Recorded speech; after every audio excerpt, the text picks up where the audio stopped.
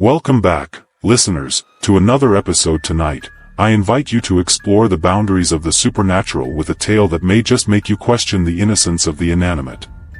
Join me as we delve into a chilling investigation of a possessed bunny doll. Sit tight and prepare to be haunted by Eyes in the Dark.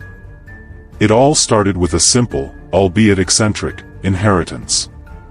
My Aunt Martha, who had recently passed away, left me a few of her belongings. Among them was an antique doll, a bunny, crafted with an unsettling level of detail. Its fur was unnaturally soft, its eyes glossy and far too lifelike. I remember thinking it looked almost watchful. Day 1. I placed the bunny doll on the mantel in my living room, a quirky tribute to Aunt Martha's peculiar tastes. That night, as I drifted to sleep, the subtle creaks and sighs of my old house seemed louder, more deliberate. I shrugged it off, attributing it to the storm brewing outside. At exactly 3:07 a.m., I awoke to a soft, scuttling sound in the living room. The air was charged with a static hum, the kind that makes your skin crawl. I tiptoed down the hallway, and what I saw froze me in my tracks. The bunny doll was no longer on the mantel but on the floor, facing my bedroom. Day 2. Disturbed but skeptical, I placed the doll back on the mantel, chalking up the incident to it possibly having been precariously perched and fallen.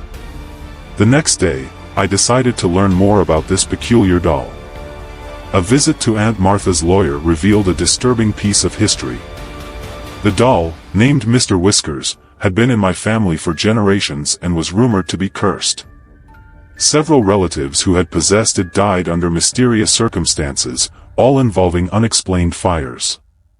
That night, I set up a video camera to monitor the doll. I needed to prove to myself that it was just a doll, nothing more. Night of Day 2. As darkness consumed my home, I reviewed the footage from the safety of my bedroom. At first, nothing seemed amiss.